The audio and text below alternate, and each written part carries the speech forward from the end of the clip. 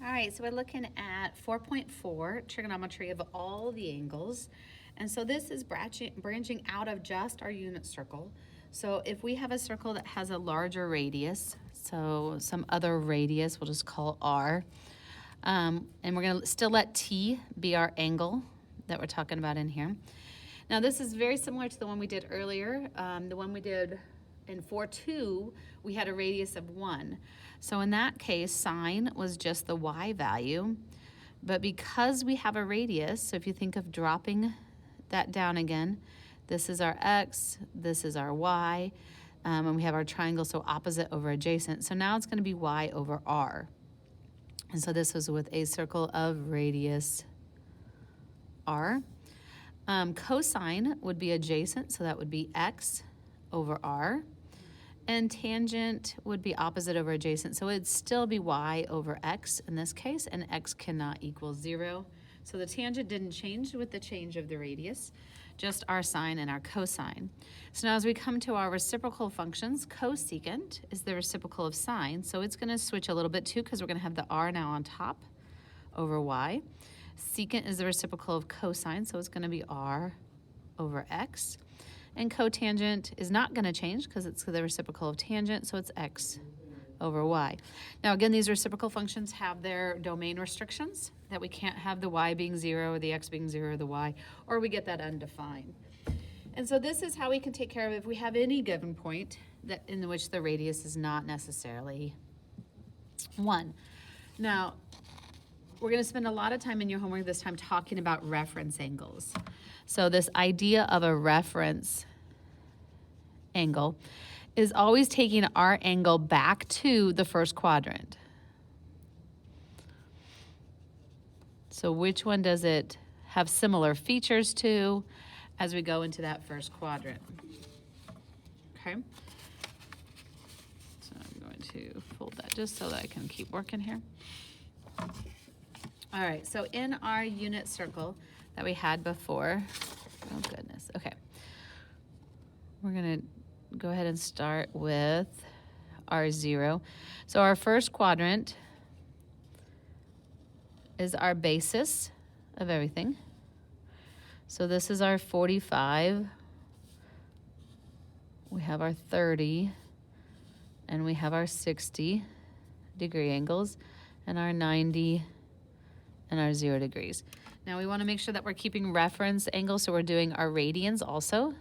So this is pi over 6, pi over 4, pi over 3, and pi over 2. Remember, these all come back to the connection between 180 being similar to pi itself. So 180 divided by 30 would be our 6. 180 divided by 60 would be our 30, our 3, and so forth. All right. So those are basic reference angles. So we're going to refer everything back to those kind of 4, but mainly those 3. So these 3 are our key ones. So as we look at other quadrants, that's what we want to refer back to in each of those. So if I'm in second quadrant, let's see, this is my 180. And so our second quadrant comes off of the 180, coming up and being short of it. Right in the middle is 45 up. And so the reference angle is our 45, but the angle itself is that 180 minus that, so 135. That connects with our 45. So I'm going to draw those both in black. Now the radian is actually kind of interesting because it looks like it more. So if you think of 180 as your pi, and if I subtract 1/4 from pi, so if you have a whole pi and I subtract a 1/4, it's going to give me 3/4. So you notice the 4 and the 4 being connected, right? So that fourth being connected. Now as I come down into the next quadrant, so these are pi minus our angle, or 180 minus our angle. Okay, these coming down this way are going to be 180 plus our angle, or pi plus our angle. So our 45 coming this direction is going to be 180 plus 45, giving me 225. Or if you think of a whole pi plus another 1, so 1 plus 1/4 is going to be more than 1, so it's going to be 5 pi over 4. So that's that reference angle down. So if they're given 5 pi over 4, your reference is your pi over 4. If you're given 3 pi over 4, your reference is pi over 4. And then down here, these come 360 minus your reference, or 2 pi minus my reference. So 360 minus would be 15 degrees. Or if you want to think of it in terms of 2 pi, I have 2 pi's, I subtract a 4th. So 2 whole pi's cut up into 4 pieces each would be 8 pieces. So I take 1 away and I have 7 pi over 8. Oh, nope, 7 pi over 4, sorry. 7 pi over 4 would give me almost 2. So it's almost double, but minus 1. So this right here in the black, those are all connected. The pi over 4, the 3 pi over 4, the 5 pi over 4, the 7 pi over 4, or the 45, 135, 225, and 315. Those all have the same essential values. It's that square root of 2 over 2 for sine and cosine, and the 1 for tangent. So those all are connected. So next we're going to look at our 30, okay? Or pi over 6. I'm going to put those all in green. So the 30 is now 30 from 180, or 30 from 180 that way, or 30 this way. So these are the 30 up off of the horizontal. So you're always coming off the horizontal. So 180 minus 30 would be 150. 180 plus 30 would be 210. Or 360 minus 30, 330. So it's always 30 away from the horizontal. If you're doing radians, then it's pi over 6 away. So what's 1 minus 1/6? What's just shy of a whole? Well, that would be 5/6. So 1 minus 1/6. Then coming down would be 1 plus. So more than a 1/6. So that would be 7/6. So more. Or this would be more than double. So doubling of 6 would be 12. A little bit shy of doubling. So that'd be 11/6 coming that way. So anytime you see a radian with a 6 in the denominator, your reference angle is that pi over 6. If it's here, you're going to have to go from 180, how close it is to 180, or over here, you're going to go how close it is to 360. All right, our final is our 60, or pi over 3. So he's going to come up, or be down here. Be down here. So these are our 60 away. So it's 60 from 180. So it's the farthest from the 180. Be your 120. 60 from 180 this way is 240. 60 away from the 180.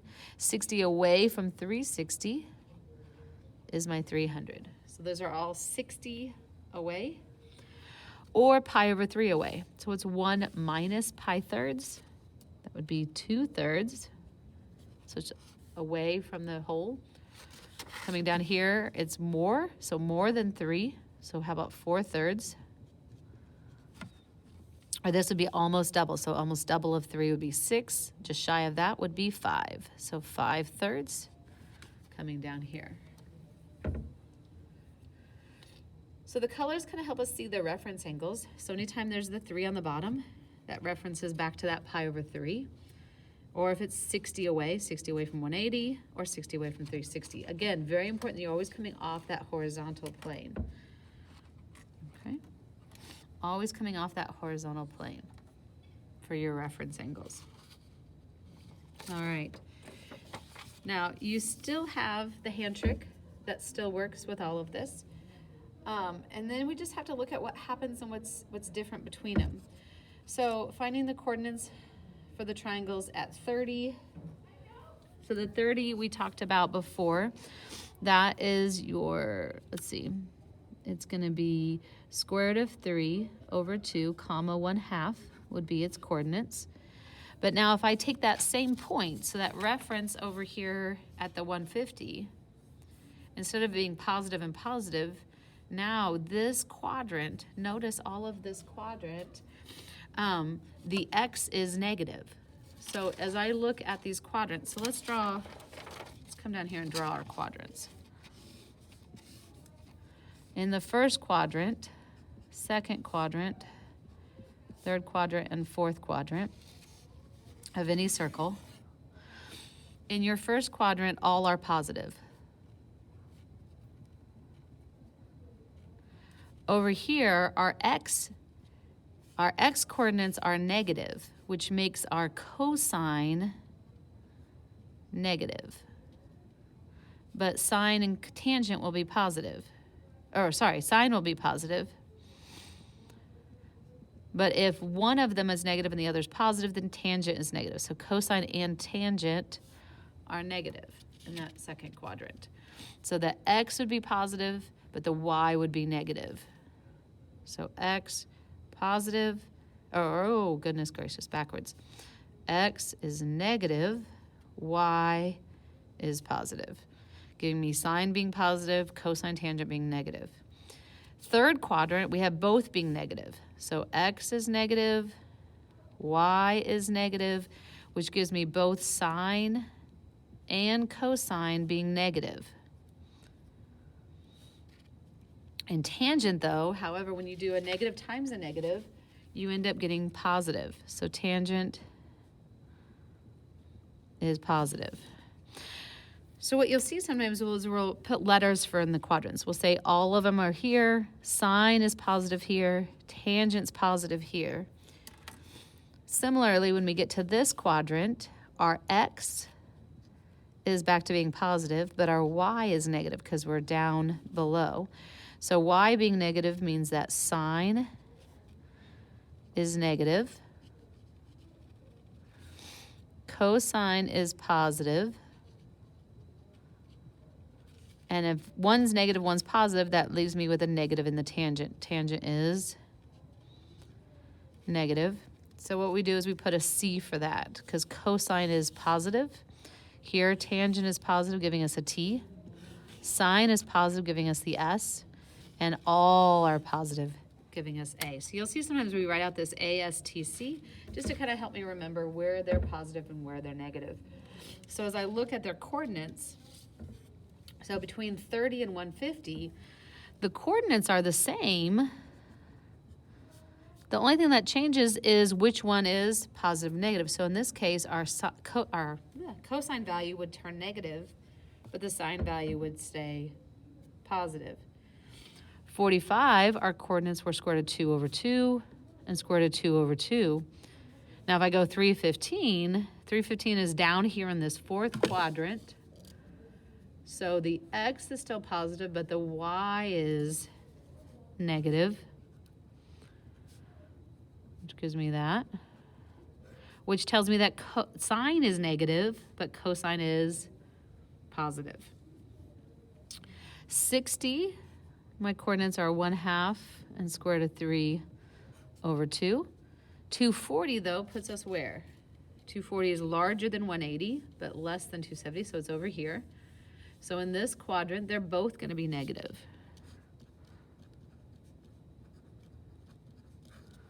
All right, so you can kind of look at that and analyze how we can get different signs and things. So if you go to the reference, you get the reference gives you the numbers, and then knowing which quadrant will give you if it's positive or negative.